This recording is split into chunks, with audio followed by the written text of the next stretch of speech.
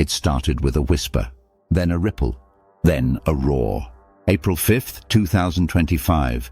A day when the streets spoke louder than the politicians, when signs said what speeches wouldn't, when millions of Americans walked out, stood up, and said just two words: hands off.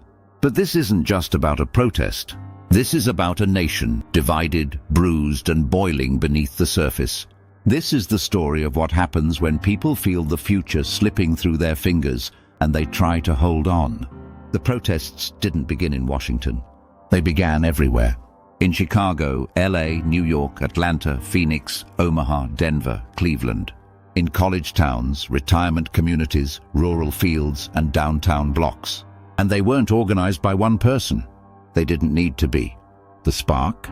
A set of executive orders and legislative rollouts that came in a flurry, one after another, each one cutting deeper than the last. Social programs slashed.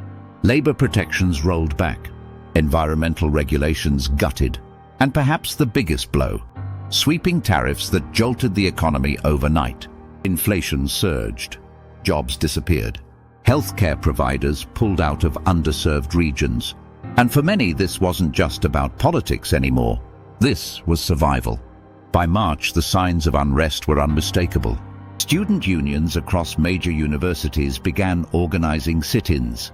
Healthcare workers staged silent walkouts. Veterans groups published open letters demanding accountability. Even Fortune 500 CEOs, traditionally silent, began to murmur concern.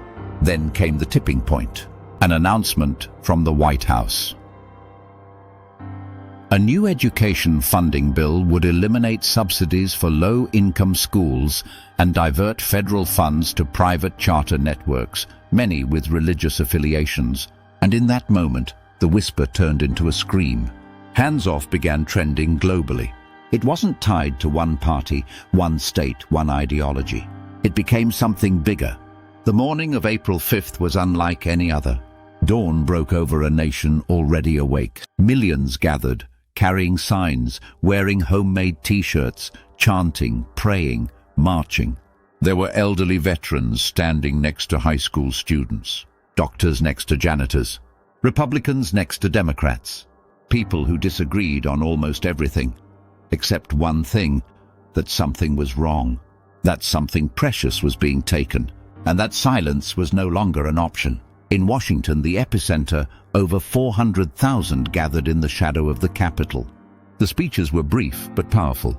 A teacher from Detroit, a nurse from El Paso, a former coal miner from West Virginia, each telling stories of how policy had become pain, how decisions made in white marble halls rippled into kitchens and classrooms and clinics.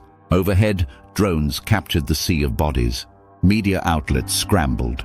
Foreign correspondents called it the largest peaceful demonstration in the US in over 2 decades. But even more powerful were the cities with no cameras, where 200 people marched in silence through snow-covered Montana roads, where a single mother in Kansas held a sign at a gas station, alone but not invisible, where small towns stood still in quiet rebellion. The president responded with a tweet: "Tired, loud, and wrong. The real America is working today." The backlash was immediate. By nightfall, footage of riot police clashing with protesters in Raleigh and Portland began to surface. Videos of tear gas, confused shouts, people running, people bleeding. But even in chaos, the signs stayed up. Hands off. To understand this movement, you have to rewind. Not to last month, not to last year, but to the last 2 decades. The erosion didn't begin with one administration. It began with a system stretched too far for too long. Income inequality, racial injustice, climate anxiety, healthcare crises, a constant chipping away at public trust. The average American, once proud of the system, began to look at it like a rigged game. And when the game gets rigged long enough, people stop playing. They start shouting. But this wasn't just shouting. It was strategic. Pop-up mutual aid stations distributed food and masks. Pro bono lawyers handed out cards detailing protester rights. Artists created projection installations on government buildings. QR codes on signs led to donation pages for families affected by the cuts. It wasn't just a movement, it was an ecosystem. And like every movement, it met resistance. On April 6th, conservative media labeled the protests organized chaos, paid resistance, anarchist-funded agitators. Social media swirled with misinformation that the protests were violent, that cities had been burned, that foreign governments were behind it. But for those who were there, who saw it with their own eyes, it was not destruction, it was defense. In the days that followed, pressure mounted. Several lawmakers reversed support for key bills. 2 high-profile cabinet members resigned. The stock market dropped, recovered, then stabilized. And in town halls across the country, people who had never attended a political event showed up. Something had shifted. But the real question isn't what happened on April 5th. It's what happens next. Will this moment fade into hashtags and history books? Or will it reshape the architecture of American civic life? Because protests don't fix systems, they reveal them. And what the world saw on April 5th was a mirror, one held up by millions, saying, "We are still here.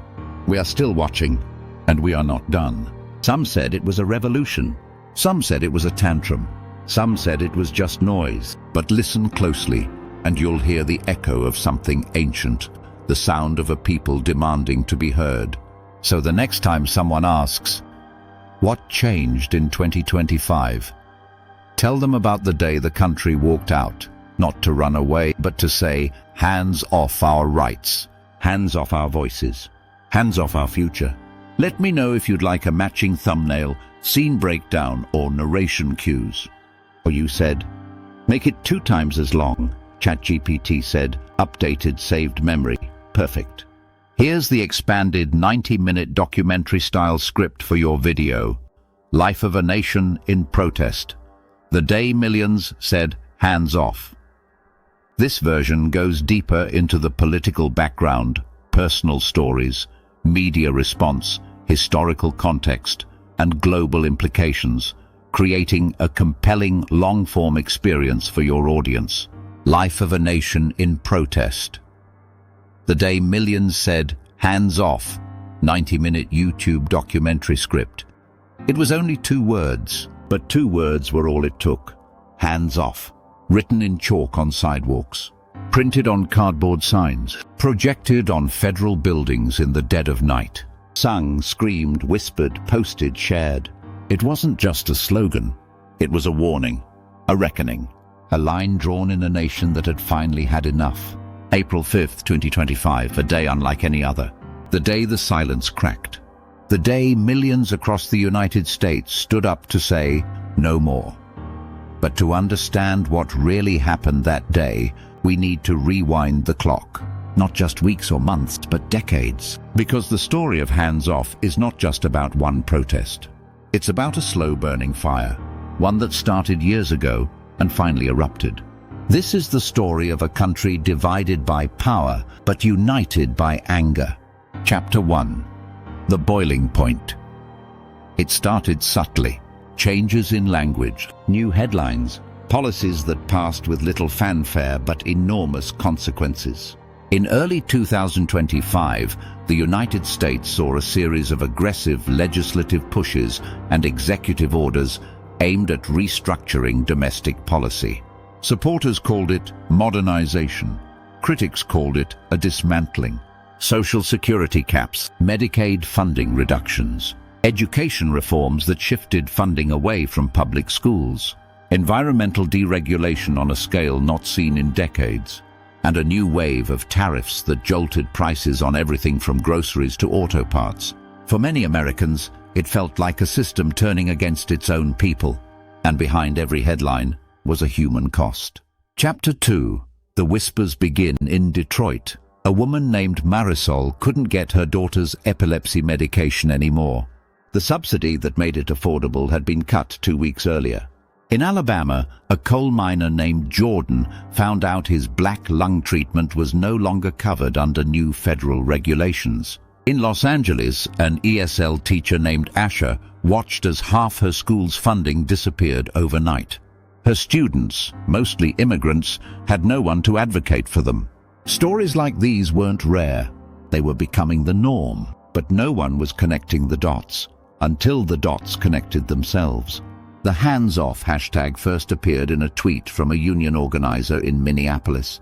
It said, it went viral in less than 24 hours. Within a week, over 1 million tweets carried the same tag. But it wasn't just trending, it was organizing. Chapter 3. The Organizers Without a Face.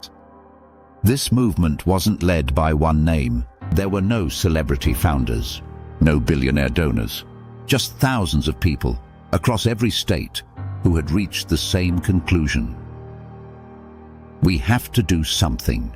Google Docs filled with walkout plans. Telegram groups formed in every major city. Designers created open-source protest kits, flyers, banners, even drone instructions. Food banks prepared bulk packages for volunteers. Nurses pledged to offer first aid at march sites. Hackers created real-time protest maps. It was digital, it was local, and it was ready. April 5th wasn't chosen randomly. It was a Friday.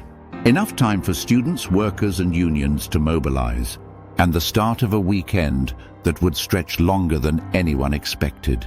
Chapter 4. The marches begin. It started with 40 people outside a courthouse in Vermont, then 4,000 in Boston, then 400,000 in Washington, D.C. In total, over 3 million Americans participated. It was the largest coordinated protest on American soil since the George Floyd marches of 2020, but even broader in scope. Some marched, others simply stood in silence. Others blocked traffic, shut down corporate headquarters, or projected protest slogans on skyscrapers. But the most remarkable part, it was peaceful. No looting, no destruction. Just defiance, calm, loud, and undeniable. Chapter 5.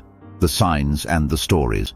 The signs said it all. In Austin, a 90-year-old Korean War veteran walked the march route in a mobility scooter, holding a flag that said, "I fought for this country.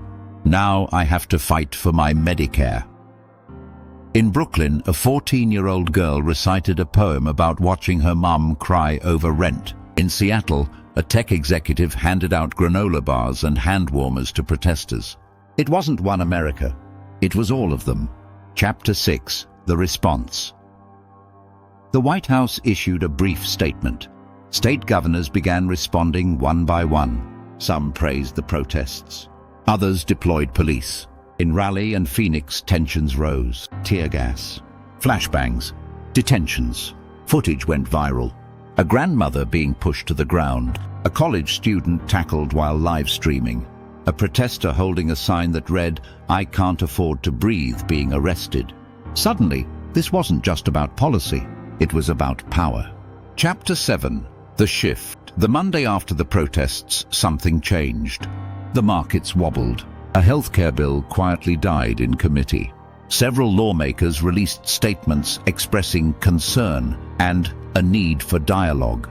One senator even changed parties, citing the movement as his reason. And the movement didn't stop. It evolved. New community alliances formed. Protesters ran for local office. Strike funds were established. Neighborhoods began hosting town hall meetings without politicians. People had found something, not just anger, but agency. Chapter 8. The Global Ripple. From Berlin to Bangkok, hashtag Hands Off appeared in headlines. Commentators in the UK called it America's conscience waking up. Protesters in Brazil held signs saying, "Hands off our rainforest." In Canada, marches mirrored their southern neighbors in solidarity. For the first time in years, the world wasn't watching America fall apart. They were watching it try to pull itself back together. Chapter 9. The Future. It's easy to call it a moment, easier to file it under news cycle and move on. But moments like this, when millions step forward at once, are never just moments. They are markers, a sign that something was lost, a demand to get it back. Will it succeed? Will policy change? Will justice win? No one knows. But what we do know is this. The myth that Americans don't care Don't protest, don't fight back. It ended on April 5th. And it ended with 2 words: hands off.